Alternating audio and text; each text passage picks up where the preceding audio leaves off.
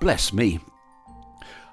On the face of it, the advert for the Carbolic Smoke Ball Company, which appeared in the Pall Mall Gazette and other newspapers during the influenza epidemic of 1891, was pretty straightforward.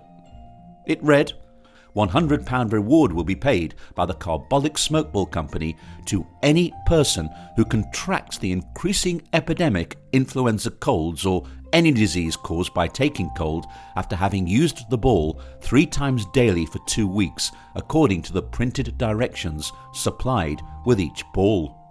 £1,000 is deposited with the Alliance Bank, Regent Street, showing our sincerity in the matter. During the last epidemic of influenza, many thousand carbolic smoke balls were sold as preventives against this disease, and in no ascertained case was the disease contracted by those using the carbolic smoke ball. One carbolic smoke ball will last a family several months, making it the cheapest remedy in the world at the price 10 shillings post-free. The ball can be refilled at a cost of 5 shillings. Address: Carbolic Smoke Ball Company, 27 Princes Street, Hanover Square, London West. The advert was even backed up by an impressive list of users and prescribers, topped by Sir Morrell Mackenzie, the founder of the Hospital for Diseases of the Throat in King Street, Golden Square, London. Then there were the testimonials from the likes of the Duke of Portland, Lady Mostyn, Mrs. Gladstone, and the Reverend Dr. Chichester A.W. Reed of Banstead Downs, Surrey, who was more than happy to quite literally sing the praises of the Wonder Ball by declaring that, as well as keeping him perfectly free from any symptoms of influenza during the recent epidemic, the smoke ball had also wonderfully improved his voice for speaking and singing. In short, the Carbolic Smoke Ball was the miracle panacea that Victorian society needed in its fight back against the Russian flu that had been sweeping across Europe since 1889. And with the guarantee that if, having used their product, you actually caught influenza, the Carbolic Smoke Ball Company was willing to compensate you financially, well, let's just say that such an offer was not to be sneezed at, and accordingly thousands of people placed their faith in its flu prevention properties, and sales duly soared. One person who read the advert with great interest was 37-year-old Mrs. Louisa Carlill, a literary lady of 30 Park Road, West Dulwich. She had been looking for a way to protect herself from the Russian flu ever since it had first surfaced in England in late 1889, and the Carbolic Smoke Ball seemed just the ticket. So she duly toddled off to the premises of Wilcox & Co. at 239 Oxford Street, one of the stockists of the Carbolic Smoke Ball. Here she would have been confronted with a rich array of remedies that their manufacturers claimed could cure virtually any ailment known to man or woman. Joy's cigarettes, for example, which afforded immediate relief in cases of asthma, wheezing and hay fever, and which, with a little perseverance, would effect a permanent cure. These miracle cigarettes were universally recommended by the most eminent physicians and medical authors. They were agreeable to use, certain in their effects, and harmless in their action. And, best of all, they could be safely smoked by ladies and children. Mrs. Carlill, however, had eyes for only one quack product, and she handed over her 10 shillings and left the shop, clutching a Carbolic Smoke Ball. Having taken it home, she proceeded with the prescribed ritual of, 3 times a day, placing the tube of the carbolic acid-filled rubber ball into her nostril and giving it a hefty squeeze to send a puff of acidic smoke shooting right up her nasal passage. The principle behind the remedy was simply that the smoke would cause the nose to run, which would, in turn, flush cold or flu out of the system. It can't have been a pleasant sensation when the acidic smoke hit the sensitive tissues of the sinuses, but when set against the terrible symptoms and potentially awful outcome of a bout of flu, the few seconds of discomfort caused by administering the contents of a carbolic smoke ball were considered a worthwhile price to pay. So, just like thousands of her fellow Victorians, Mrs. Carlill dutifully followed the thrice-daily regimen and for the next 2 months she puffed, sniffed and sneezed her way to what she was convinced would be a flu-free New Year. She was, therefore, somewhat miffed when, on the 17th of January 1892, Achoo! she came down with the flu. However, Mrs. Carlill's bout of influenza was to have profound consequences for consumer and contract law, because although the unfortunate woman was left bedridden by the flu, she had no intention of taking the fact that the carbolic smoke ball had failed to prevent her from catching the disease lying down. After all, according to their advert, the company would pay a reward of £100 to anyone who, having followed the prescribed instructions, went on to develop influenza. Fortuitously, Mrs. Carlill's husband, James, just happened to be a solicitor, and so he fired off a letter to the Carbolic Smoke Ball Company at 27 Princes Street, Hanover Square, London West, explaining that his wife, having followed the instructions issued with their smoke ball, had caught influenza, and he politely asked them to cough up the £100 reward as promised in their advert. The company didn't answer, so Mr. Carlill sent a second demand, which was also ignored. But when a third missive from the aggrieved Carlills dropped onto their doormat, the company decided that they should at least give them the courtesy of a reply, and so the Carbolic Smoke Ball Company duly sent back an unsigned letter stating that they had complete confidence in the smoke ball's efficacy, but in order to protect themselves against all fraudulent claims, Mrs. Carlill should in fact have come into their office 3 times a day for a fortnight and used their ball in front of their staff. No doubt the company believed that the Carlills would not pursue the matter with a costly and potentially ruinous court case. Unfortunately for them, they had underestimated the tenacity of their opponents, as the Carlills responded by doing just what the company thought that they wouldn't do. They threw down the gauntlet and they issued a court summons. And thus began the landmark legal case of Carlill versus the Carbolic Smoke Ball Company, which has been described as one of the most important cases in the history of consumer law, as it laid down exactly how legally binding a promise or an offer when made in an advertisement should be in the eyes of the law. The case opened at the Queen's Bench Division of the High Court of Justice before Mr. Justice Hawkins and a special jury on Thursday the 16th of June 1892. Mr. Murphy QC appeared on behalf of the plaintiff in the case, Mrs. Carlill, whilst Frederick Rowe, the proprietor of the Carbolic Smoke Ball Company, was defended by future Prime Minister Herbert Henry Asquith, generally known as H.H. Asquith. There was no denying the basic premise of the plaintiff's grievance. Mrs. Carlill had seen an offer for an item which, it was claimed, would protect her from catching the flu if she used it as prescribed. The advert was backed up by the claim that the company advertising the product was so convinced of its efficacy that they were willing to pay a reward of £100 to anyone who, having used it, contracted influenza. Based on this, Mrs. Carlill had purchased a smoke ball, had used it as instructed, and had subsequently caught the flu. Those basic facts could not really be argued with, and Mr. Asquith admitted all the facts as stated by the plaintiff. That meant that the case for the defence was going to boil down to points of law, and Mr. Asquith suggested that a convenient course would be to discharge the jury and allow his lordship to hear and decide on the case. Mrs. Carlill's barrister agreed to this, and the hearing was then adjourned for 2 days. On Saturday, the 18th of June, the legal teams for both parties filed back into the courtroom. Mr. Justice Hawkins took his seat on the bench, and those present wondered what the case for the defence would be, especially as they had already admitted that the facts as presented by the plaintiff were basically correct. And, as defences go, this one has to be up there with the best of them, since Asquith trotted out a litany of legal arguments, precedents and statutes as to why his client should be allowed to hold on to his £100. First off, he argued that the advertisement was an agreement and would therefore require a 6-penny stamp to make it enforceable. Since this had not been done, there was no contract between Mrs. Carlill and his client, and since there was no contract, there was no obligation to pay up. Sounds reasonable.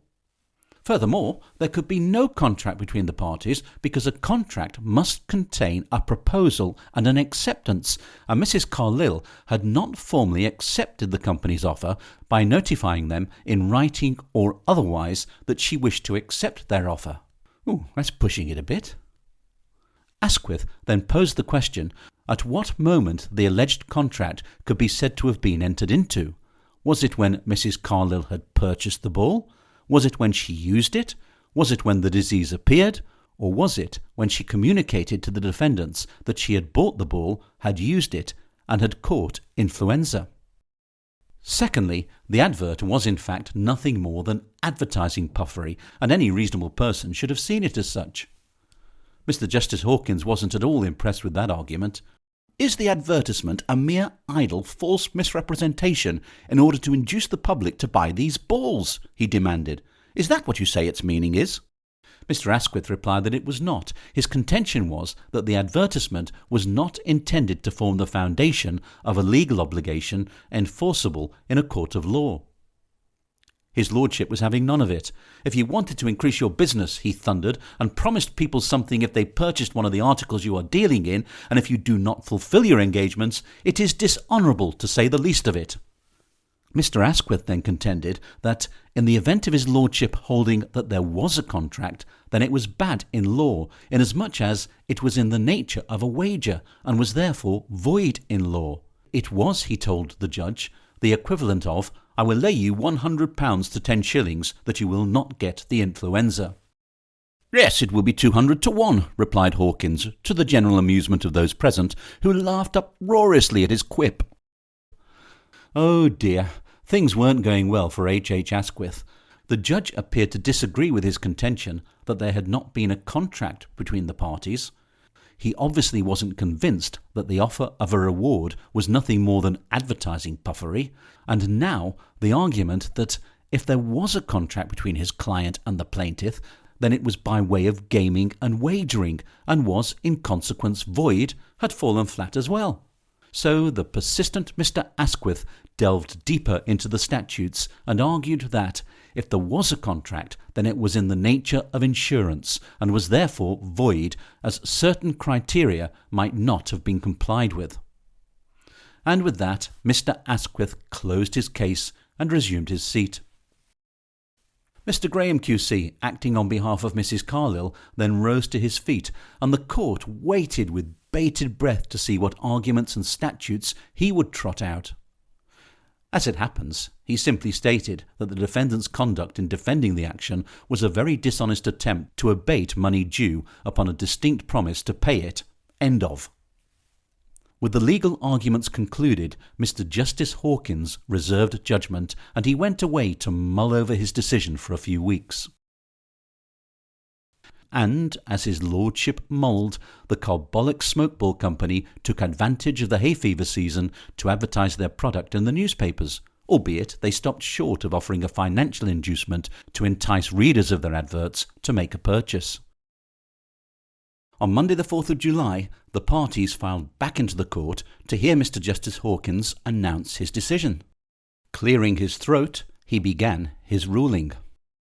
He said that the first question was whether there was a contract of any kind between the parties, and he was of the opinion that there was a contract, and that the daily use of the smoke ball by Mrs. Carlill was sufficient to support a promise by the defendants to pay the £100.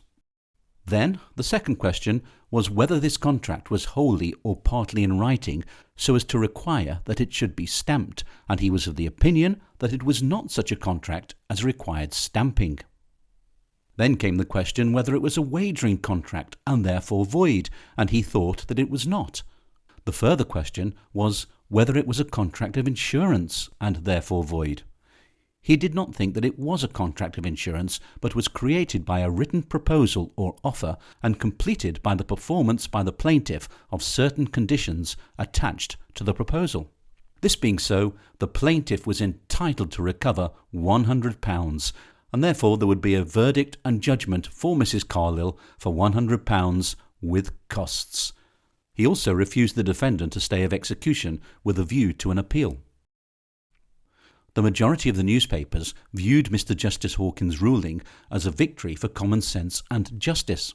As the Manchester Courier opined on Saturday the 9th of July 1892, the judgment of Mr. Justice Hawkins in the smoke ball case is important to the public as well as to advertisers. If advertising firms will make these promises, they must expect to be held to their bond, and the practice of making promises which there is no intention of carrying out is at all times discreditable, whether it be in politics or in business. It injures and casts suspicion upon honest people who really wish to keep faith with the public, and it is to be hoped that the case of Carlill versus the Carbolic Smoke Ball Company will have a salutary effect on those who aim at imposing upon simple and credulous people by promises beyond their power to fulfill. The Carbolic Smoke Ball Company, however, was not about to go down without a fight, and no sooner had the judge's ruling been given than they immediately launched an appeal against it. The appeal was heard by Lord Justices Linley, Bowen and Smith on Wednesday the 7th of December 1892. All three judges gave detailed responses to the arguments put forward by the company. Lord Justice Linley observed that it appears to me that the defendants must perform their promise, and if they have been so unwary as to expose themselves to a great many actions, so much the worse for them. With regard to the defendant's claim that the offer was not a promise to pay, but was in fact a mere puff, he stated that, "My answer to that question is no, and I base my answer upon this passage. £1,000 is deposited with the Alliance Bank, showing our sincerity in the matter. Now, for what was that money deposited or that statement made, except to negative the suggestion that this was a mere puff and meant nothing at all? The deposit is called in aid by the advertiser as proof of his sincerity in the matter, that is, the sincerity of his promise to pay this £100 in the event which he has specified. I say this for the purpose of giving point to the observation that we are not inferring a promise. There is the promise, as plain as words can make it." Aha! So, if the company hadn't stated that they had deposited £1,000 with the Alliance Bank, they might just have got away with it. That's worth remembering for the future. Meanwhile, Lord Justice Bowen tackled the argument raised by the company that since neither side had actually agreed between themselves to the terms laid out in the advert, there could be no contract between them.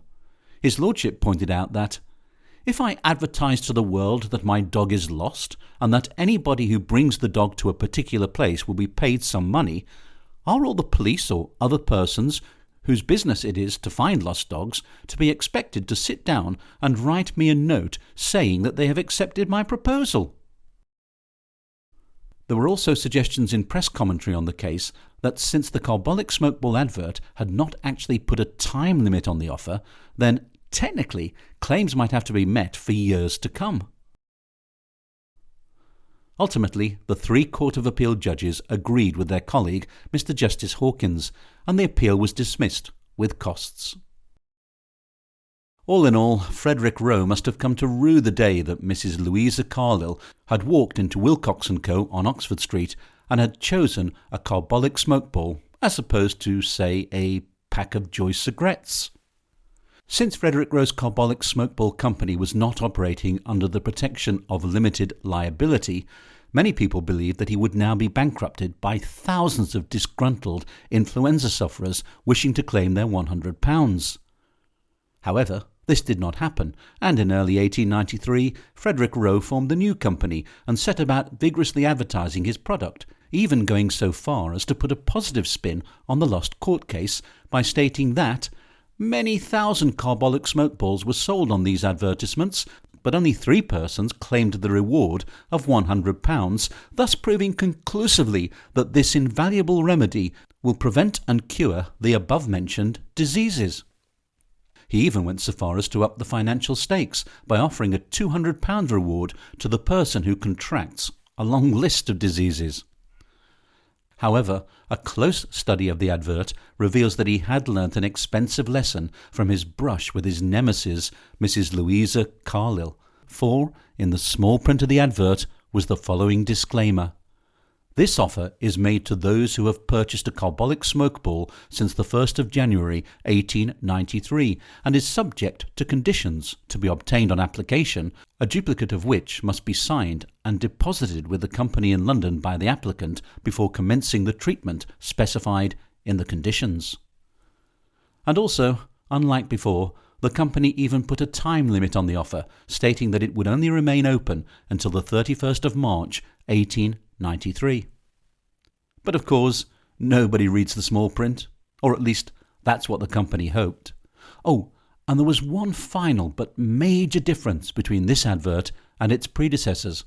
Frederick Roe had evidently realised just how close he had come to personal ruin by not operating under the protection of limited liability, and so this offer was made by the Carbolic Smoke Ball Company, Limited. The new company, however, failed to capture the public imagination, and it was wound up in 1896. As for Lord Justice Bowen's dog, well, to be honest, I think it may still be out there somewhere, as there was never any mention of its having been recovered. But what of the lady whose bout of flu had led to the costly court case? Well, Mrs. Louisa Elizabeth Carlill went on to live to the ripe old age of 96, dying on the 10th of March 1942. And, if you're wondering, despite the fact that old age played a large part in her demise, there was also a secondary cause given. Yes, you've guessed it, influenza.